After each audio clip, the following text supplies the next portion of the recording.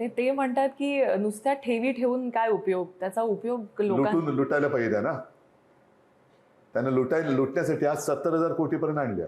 ह्या मला काय वाटतं माहिती आहे का, की थोडंसं वाईट या गोष्टीच वाटतं की मी मुख्यमंत्री असताना मला वाटतं देवेंद्र फडणवीसांनी एक अर्थनियोजनाचं पुस्तक दिलं होतं.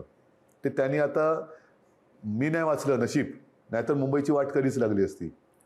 पण ह्या ठेवी की प्रभाव झाला असता त्या काही नाही, नशीब माझ्यावर नाही झाला. म्हणून 92,000 कोटीपर्यंतच्या ठेवी करून दाखवल्या आणि त्या ठेवीतनं कोस्टल रोड करून दाखवला.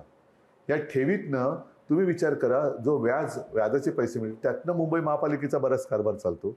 या ठेवीतनं लॉंग टर्म प्रोजेक्ट जे पुढच्या 5, 50, 100 वर्षासाठी मुंबईकरांना वापरता येतील असे प्रोजेक्ट केले जातात आणि पैशाची आवक आणि जावक ह्याचं ताळतंत्र ठेवून ह्या ठेवी वापराव्या लागतात.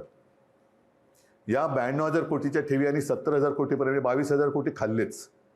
त्याच्या समोर 3 लाख कोटीचं देणं करून ठेवले. हे देणं कसं फेडणार? कारण ह्यांचं काळ आता संपत आला. हे जातील एकतर दिल्लीत किंवा नागपूरला, दुसरे आहेत मंत्री ते 5 स्टार शेतात जातील, तिसरे काका मला वाचव म्हणून बारामतीला जातील. मुंबई लुटलेली असेल, मुंबईकर काय करणार?